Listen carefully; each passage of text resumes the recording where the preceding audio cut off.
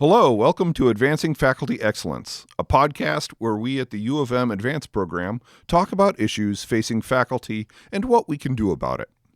I'm your host, Mike Lamone, an Associate Director of University of Michigan Advanced Program, an office focused on faculty excellence. And I'm Kelsey Aris, podcast producer and a Communications and Project Specialist at the Advanced Program. I also oversee the RISE Committee. Our guest today is PEAR Director Sophie Walters. PEAR, which stands for Prevention, Education, Assistance, and Resources, is an office at U of M that focuses on training and consultation regarding sexual and gender-based misconduct, helping others holistically respond to sexual misconduct in their communities. And our topic today touches on this issue of gender misconduct. It is when women's ideas are co-opted. Specifically, the climate case study we will focus on today centers on this scenario: how to foster respect and inclusion in your unit when a faculty member offers an idea at a meeting which is ignored by her colleagues. Later, another faculty member offers a variant of the same idea, and he is praised for his innovative idea. Kelsey, what do you think about this conversation with Sophie? I thought this case study was great to talk about. This is something that happens quite often. Sophie brought a lot of great expertise, and what I found interesting is that the tools she provided are applicable to many individual interactions, not just this gender-based scenario. Yeah, I have some strong feelings on this topic. I'm one that has been inching towards a better interaction in groups, listening more and amplifying voices of others, but I'm caught on this issue sometimes. I learned a lot from this discussion. How about you? I found myself experience these types of situations, and I've also found that I've been on the other side of this when I'm somebody in meetings that's very invested in contributing, and I have to make a conscious effort to pass the mic and make sure to highlight other contributors in the conversation. I hope that you enjoyed this episode of Advancing Faculty Excellence.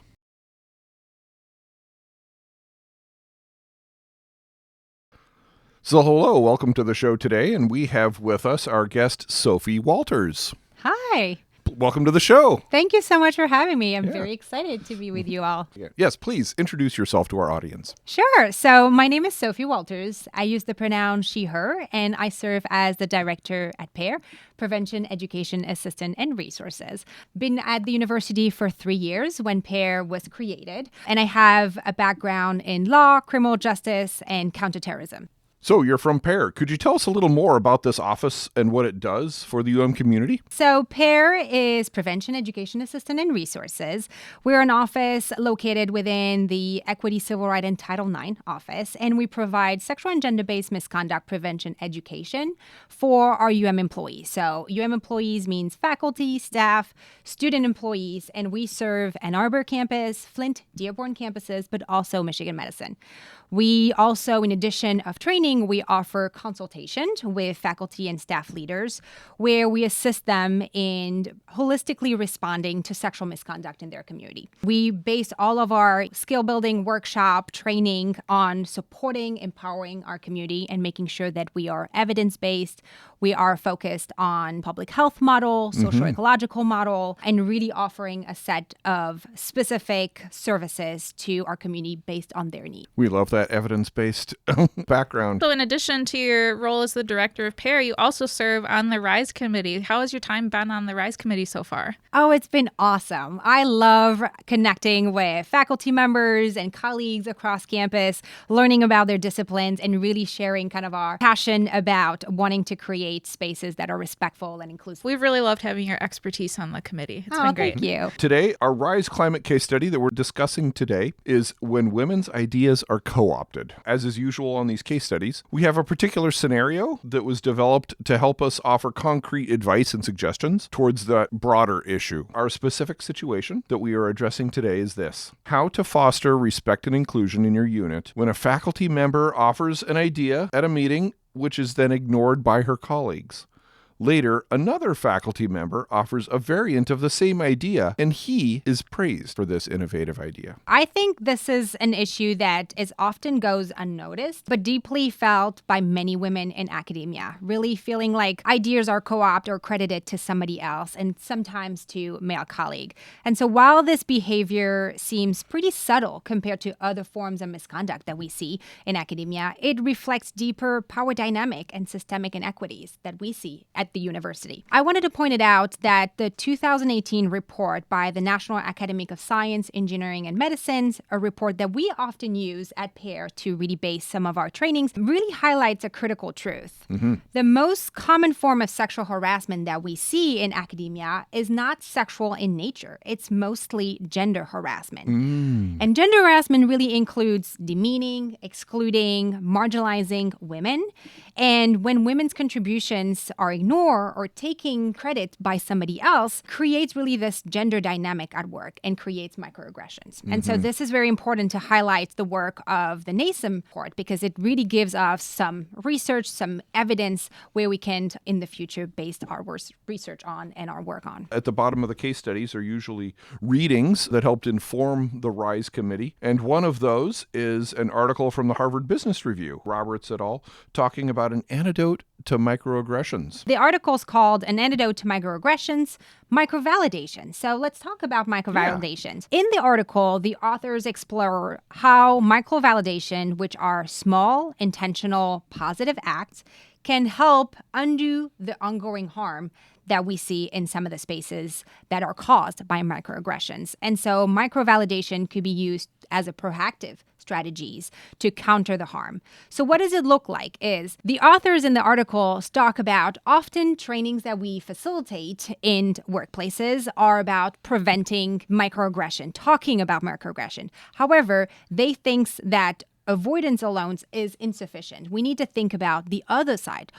What can we do to advocate and make sure that we are intentionally recognizing and affirming identities and contributions to our colleagues? And so they really take this different approach. Instead of really talking about and how to prevent microaggressions, what can we do on the other side proactively, something positive? Yeah, and just for clarification there, the microaggression or microvalidation, the micro there is not referring to something tiny or insignificant, but referring to personal. Yes, one-to-one. Connection, rather than macro being a more systemic, large-scale policy issue or norm.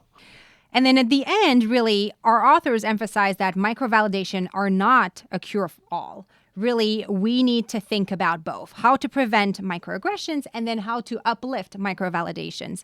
And organizational leaders in particular have big responsibilities to model these behaviors, and their actions carry weight and really can influence broader all culture change. And so it is very powerful for us to take all of this into consideration to foster inclusive, respectful, and equitable workplaces where everybody can feel like they can thrive. So the RISE committee has adopted the approach of the 8 levers of action for thinking about how to address challenging situations.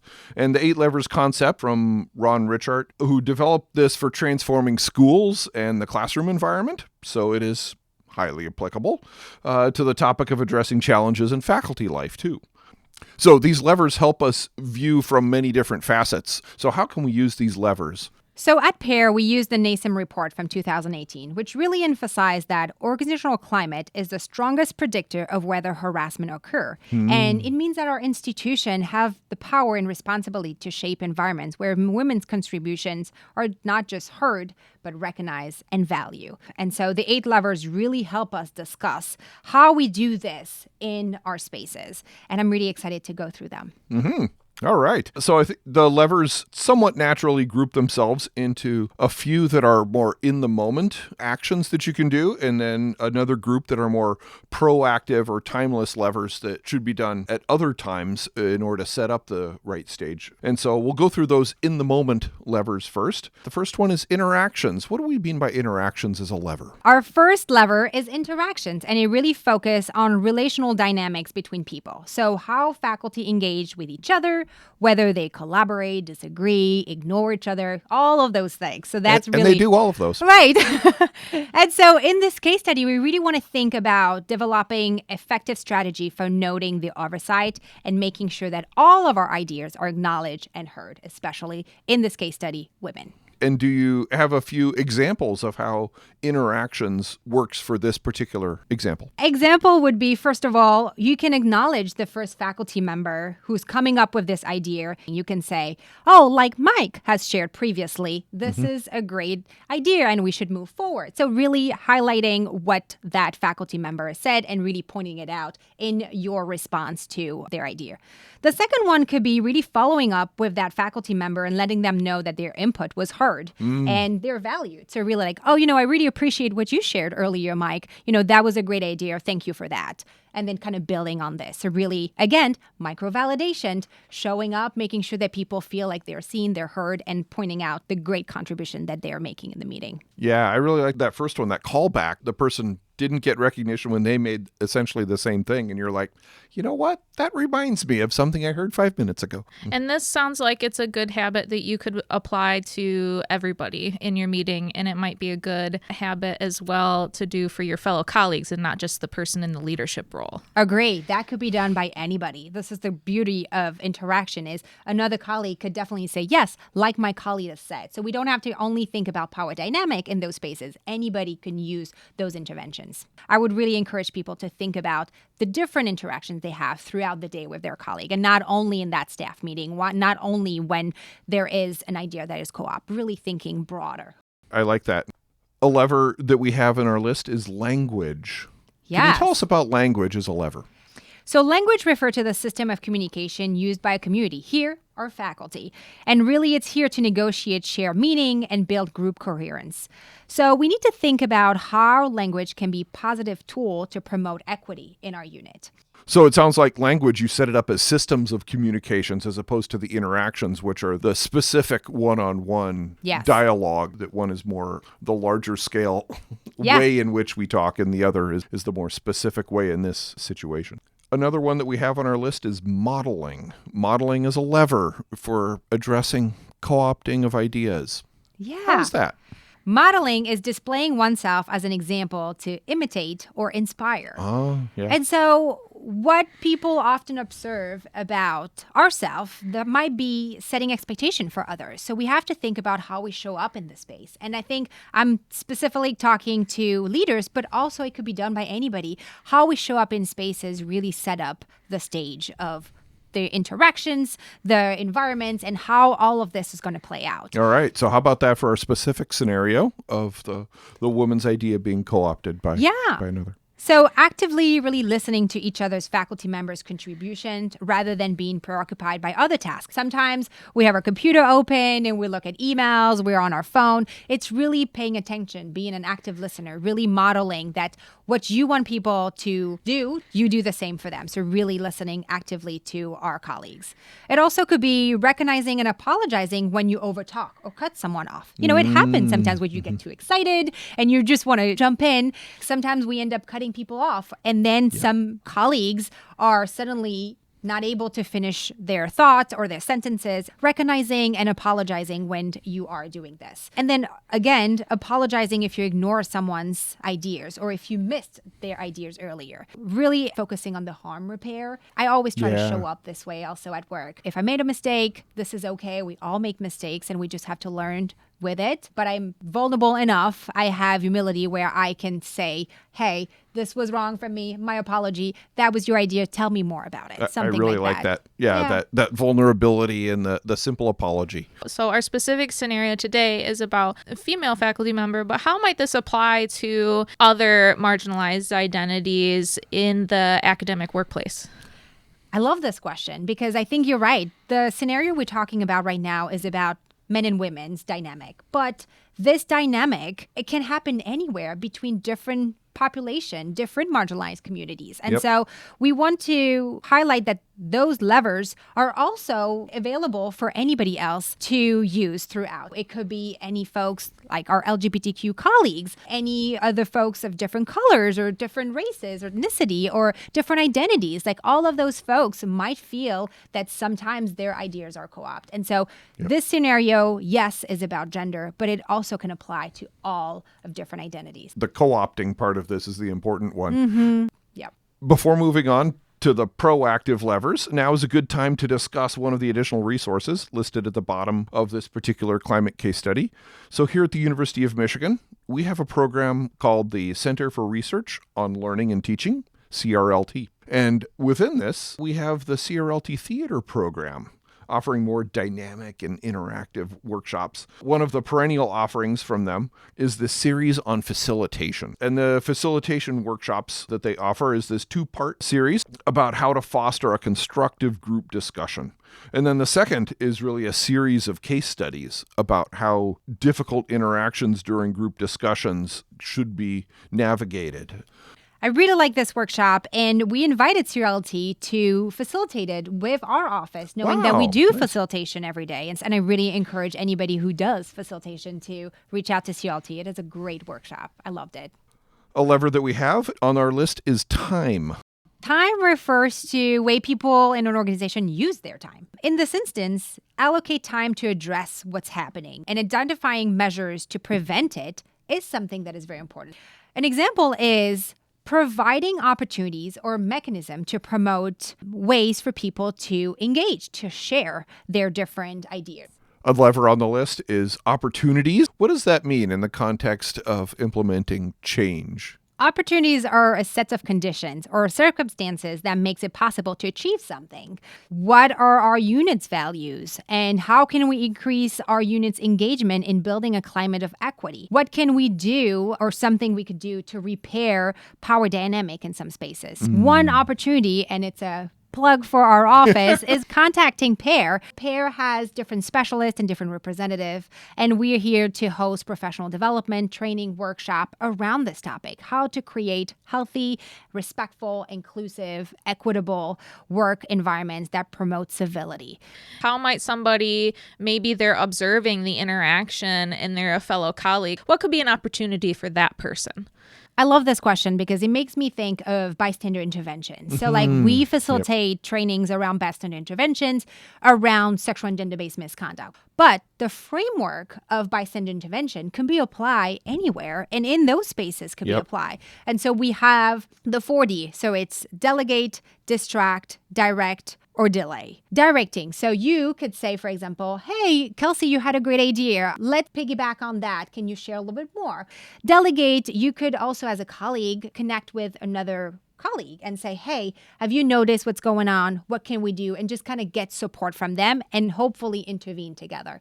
The other one is delay. You know, in some situations, things go so fast that you don't really have time to go like, wait, what happened? And you can intervene. But you can always go back to your colleague, for example, that person whose idea was co-opted, and say, hey, I witnessed this, or I heard this during the meeting, and I just want to highlight that I think this is a great idea. Let's go back and highlight your input. And the last one is distract. Distract is really right now making sure that you kind of draw the attention to something else and hopefully not cause more harm. But again, when I think about distract, I think it's a great way for some people who don't feel comfortable intervening. And I always want to say, when we think about distracting, I want to also provide support to the person who was harmed. I like that. Thank you, Sophie. Another lever we have is routines and structures. So I have a routine of brushing my teeth twice a day, and I parked in a structure. But I don't think that's how we're using those two words here today. Can you tell us how we're using those words? I love your example, but no, in those levers, it's a little different. So routine for us here, we talk about practice that constitute a group way of doing things, often not really codified. And structures are formalized procedures and policies that are codified, that are transparent, that are accessible to all of our community members. So we use both of those like this, routines and structures. Okay, so do you have examples that go along with those scenario? And I love routine and structures because I think it helps us understand the long-lasting changes that we can make. One example is designate a faculty who's responsible for running the meeting, someone who can kind of really set the expectation. And who feels empowered.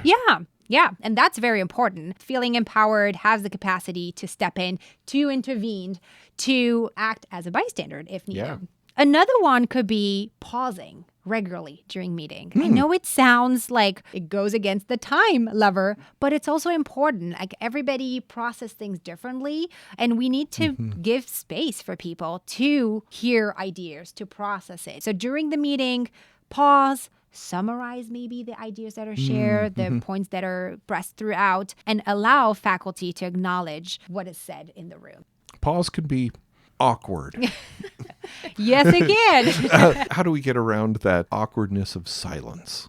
I think we just have to get used to it, and it will take some time. And I would say I'm the first person sometimes who's feeling a little awkward around pause, and I just need to jump in and say something. I think it's something that it's a self-work that we have to do on ourselves. And sometimes, and I know in faculty meetings, there's so much on the agenda. We cannot pause.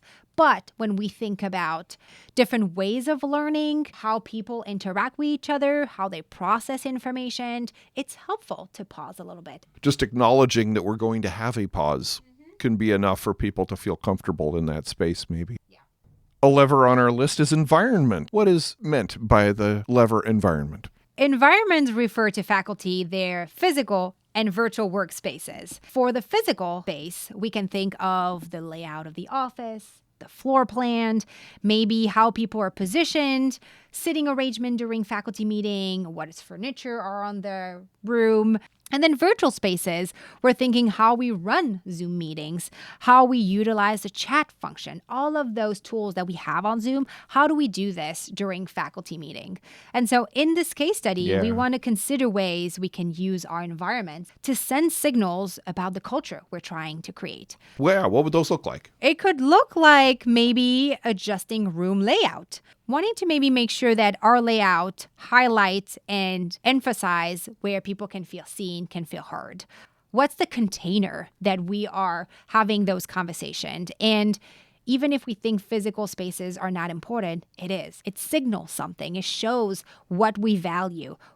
Another thing that I want all of us to be mindful is disability. So when we think about the lever of environment and physical spaces, we also want to make sure that we're inclusive towards other folks with disability. When we think about environment, we need to think in a broader way. Also, people might have to join virtually for a little bit while other folks are meeting in person. So like really making sure that we're accommodating. So I think it takes a lot of proactive thinking. And I think that's kind of the big word that I want to say for all of those levers is when we think about the 8 levers, we want to be proactively thinking of how to be inclusive.